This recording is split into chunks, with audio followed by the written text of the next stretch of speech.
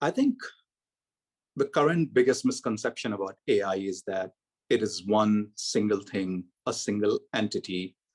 Although for different people, different communities, AI has a very different meaning.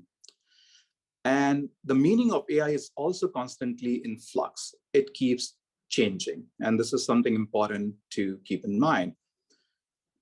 In its earlier incarnations, for most people working on AI, it was a lot about mimicking human intelligence.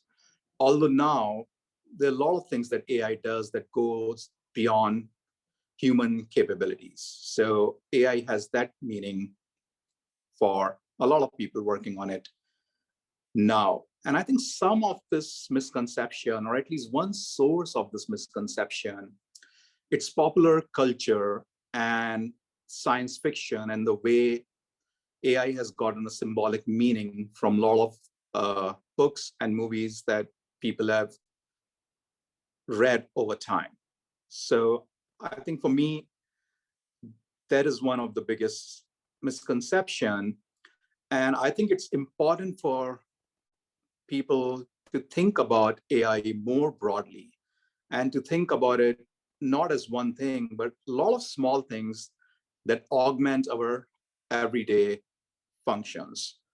When I'm writing something, the autocorrection, when I'm making a video, the adjustment of lighting on my face, these are a lot of these small things that now use AI and are in common use.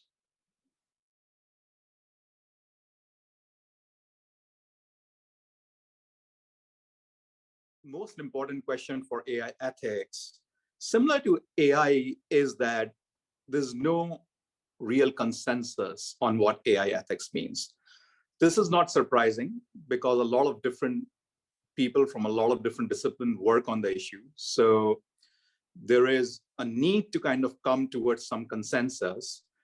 And for me, the important question right now in relation to AI ethics is, what is the role of all the frameworks and guidelines that we are coming up with? And related to that is the idea that what do we expect from individual moral responsibility or even responsibility at the level of a system? Can we design moral thinking into a technology, and will that be enough? I personally don't think it would be. I think we need some form of control or regulation at some level for AI systems. Of course, this is a double-edged sword. Whenever you have some kind of regulation, there are limits to innovation.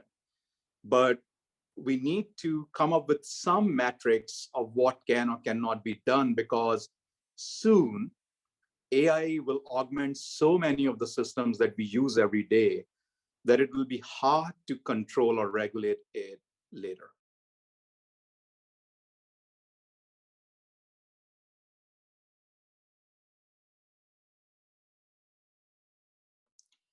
So this is a complex and complicated questions. And for me, it has two parts.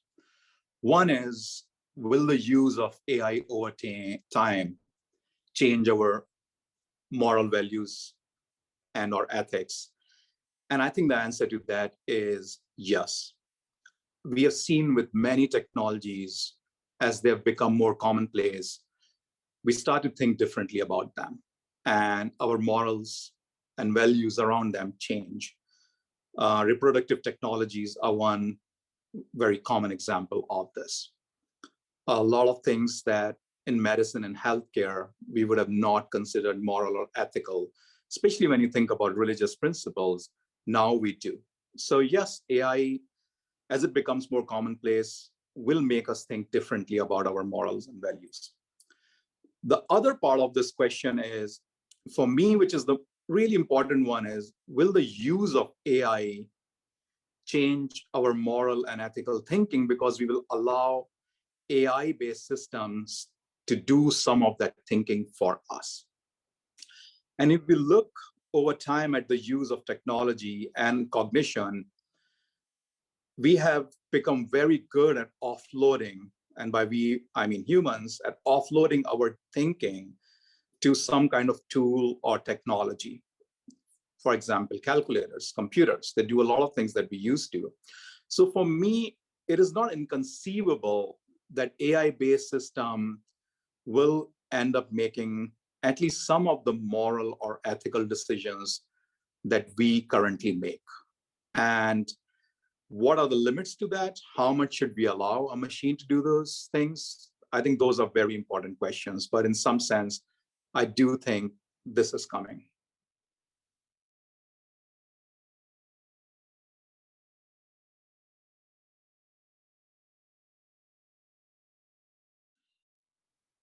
So for me, as someone who is a faculty member in a large public university, there are two roles that we can play in AI ethics and governance.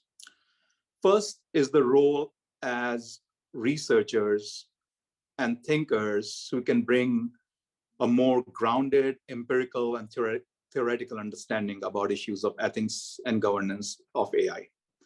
And I do understand that different disciplines approach it very differently, and I don't think there would be an absolute common ground on what everyone thinks about AI ethics, but I think there is a need to come together and talk about and think about that. And that's the role that academia and even research centers and institutes can really play, is bring all these voices to the table.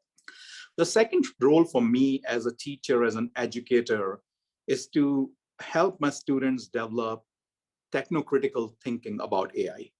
And by that, I mean an ability to take off their lenses of techno-optimism when they're designing or implementing these systems and think a little bit about the long-term consequences, to think about potential unintended or second-order effect that the technology might have.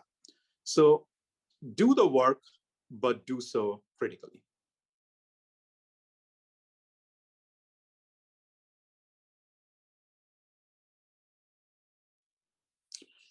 I think we trust things that we do not understand all the time. One example is human relationships. I don't think we have a very insightful way of knowing how a lot of human relationships work, but we innately have a trust in other people all the time. So I don't think it is inconceivable. Even in terms of technology, how many of us truly know how our cars or our toasters work? Yet we use them all the time, and we use them without doubting their functionality. Now, when it comes to something like a car, there's also, of course, a whole infrastructure around it. There are regulations, there are roads that are built, there are traffic signals, there are seat belts. So there's a lot of infrastructure that goes in making it trustworthy. And this kind of infrastructure goes in the background once something starts to function. But I would still argue that we trust it without really knowing a lot of these things. And I think it's similar with AI. Depending on the function that we expect an AI system to do, we will be able to trust it. The problem that comes with AI system for us as humans is that cognitively, we are limited in how much we can understand it, especially something which is digital, especially something that is written in code. There's not a lot of transparency around it. And so that makes it hard for us to actually understand it. Still, I believe that we will be able to trust a lot of these systems.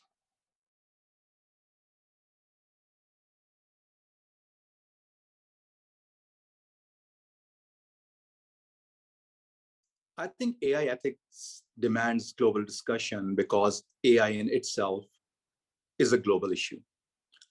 And it's a technology, or it's a technological system that has immense capability and capacity, but it also, on the other hand, can really worsen the inequalities that exist across the world.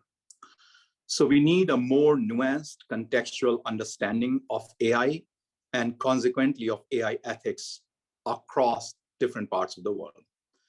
And just as an example, if we look at the use of AI in agriculture, there's a strong sense that the use of precision agriculture will help us reduce the use of chemicals and pesticide and improve yields and therefore the food supply.